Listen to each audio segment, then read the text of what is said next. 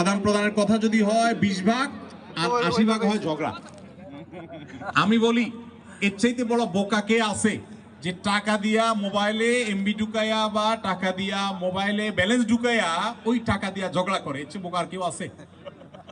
যখন খুব বেশি নেটের ব্যবহার ছিল না, আমি অনেককে দেখছি বা অনেকের কথা শুনেছি যে একটার পর একটা কার্ড ঢুকাইছে, বউয়ের সাথে ঝগড়া লাগছে, এখন আজকে গোষ্ঠী একটা উদ্ধার করে ছাড়বো, এদিকে কল ইয়ার ব্যালেন্স শেষ হয়ে গেছে, তাড়াতাড়ি দোকান থেকে আরেকটা কার্ড আনছে, আইনা তাড়াতাড়ি বসছে, মানে আজকে তোর গোষ্ঠী উদ্ধার, এবার আবার শুরু করছে, আবার কার্ড শেষ। আমাকে বলেন লাভ হয়েছে না লস হয়েছে? লস হয়েছে না লাভ হয়েছে বলেন? টাকাগুলো যে খরচ হয়েছে, লাভের লাভ কিছু হয়েছে? বউ হোক আর মা হোক, ঝগড়া যদি লেগে যায়, বুদ্ধিমানের কাজ হলো বিসমিল্লাতে প্রথম কাজ হলো মোবাইল আগে বন্ধ, কাটা না, একদম বন্ধ, যাতে সেও কল দিতে না পারে। 24 ঘন্টা এভাবে একটু সাইলেন্ট ঝিম মেরা পড়ে থাকেন, বুদ্ধিটা শুনে রাখেন, কাজে লাগবে।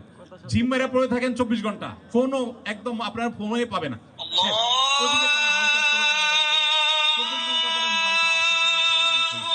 এরপরে যদি কথাও হয়, আপনি লিখা রাখেন, আমি নিশ্চিত আপনাকে বলতে পারি ওই 24 ঘন্টা আগে কথা বললে আপনার যে এমবি নষ্ট হইতো, সময় নষ্ট হইতো, কান নষ্ট হইতো, ব্রেন নষ্ট হইতো, মাথা নষ্ট হইতো, মেজাজ নষ্ট হইতো, একদিন পরে কথা বললে তার সিকিভাগও নষ্ট হবে না।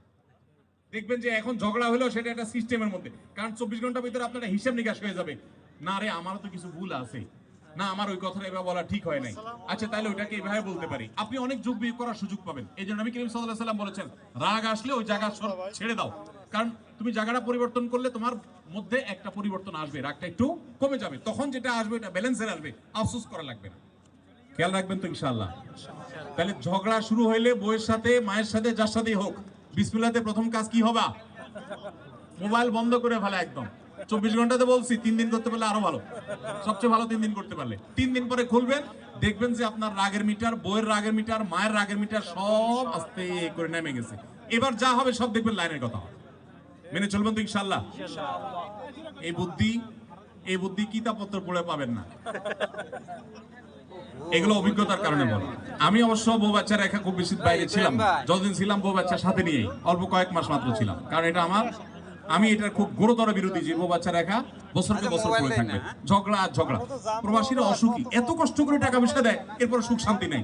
বউ তো কষ্ট করে ওখান থেকে, কারণ স্বামীকে রেখে সে দূরে একা একা থাকতে হয়, কিন্তু শান্তি নেই। আচ্ছা, মূল প্রশ্ন উত্তর দেওয়া হয় নাই। মার কাছে ফোন করলে বউয়ের বদনামি, আর বউর কাছে ফোন করলে মায়ের বদনামি, পাড়ার পুতার ঘষায় মরিচের অবস্থা শেষ। প্রবাসীদের অবস্থা সেটা। বুদ্ধি কি? বুদ্ধি শুনেন, ভালো করে শুনেন। বুদ্ধি হলো, বউয়ের কাছে যখন কথা বলবেন তখন বউরে পরিপূর্ণ সাপোর্ট দেওয়ার চেষ্টা করবেন। বেশি উল্টাপাল্টা করলে পারলে একটু 2-1 লাইন সংশোধনী দিবেন।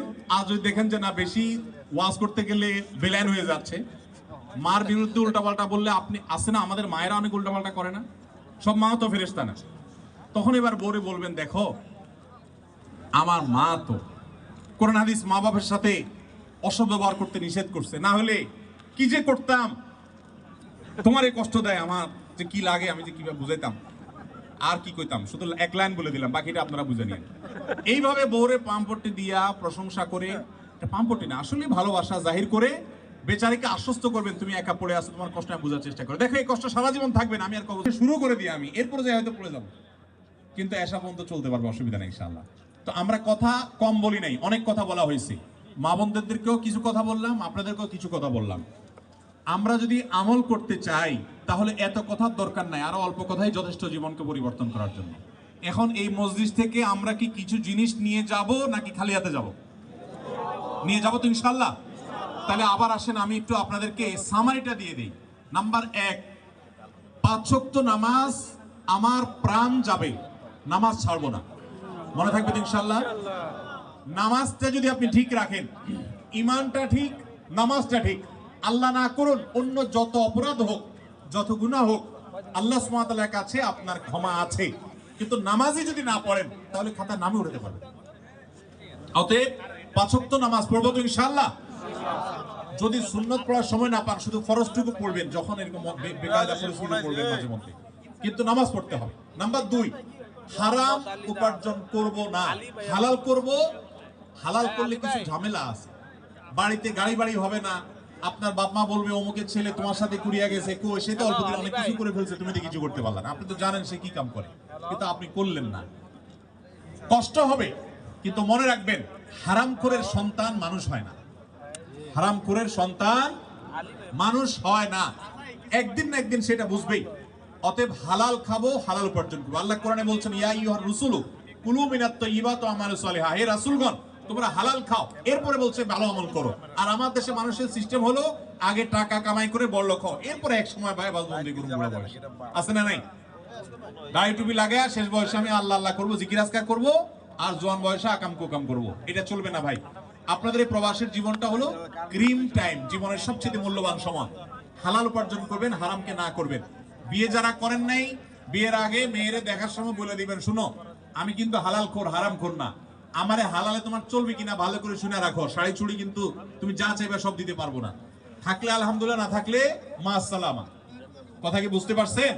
এরকম বাপের বেটা যদি হতে পারেন, লিখে রাখেন স্বর্ণের অক্ষরে, আপনার দাম্পত্য জীবন এবং দুনিয়ার জীবন সুখময় হবে ইনশাআল্লাহ। 3 নম্বর উপদেশ থাকলো যে প্রবাস জীবন খুব বেশি দীর্ঘায়িত করবেন না, বিশেষ করে যারা বিবাহ করে দেশে বউ রেখে আসছেন। আর যারা এখানে থাকেন, এখানকার ভালো জিনিসগুলো নেবেন, খারাপ কোনো কিছু নেবেন না। বোনরা পর্দা পুশিদা থাকবেন, হালাল হারাম মেনটেন করবেন, হারাম খানা খাবেন না, অন্যায় গা ভাসাবেন না।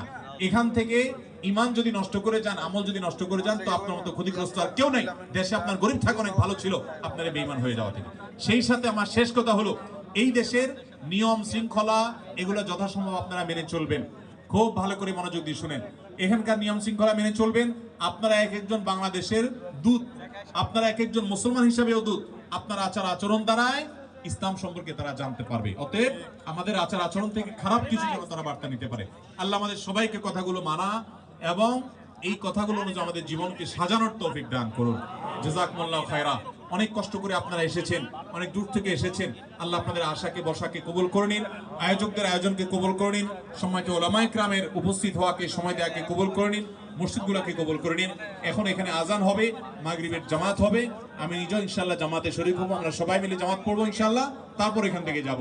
দেশে মানুষের মতো করেন না যে ওয়াজ শুনছেন নামাজ না পড়ে চলে গেছেন, তাহলে গাছের গোড়া কেটে আগা পানি দেওয়ার মতো হবে। সবাই আমরা নামাজের কাতার করে ফেলি। জাযাকুমুল্লাহ।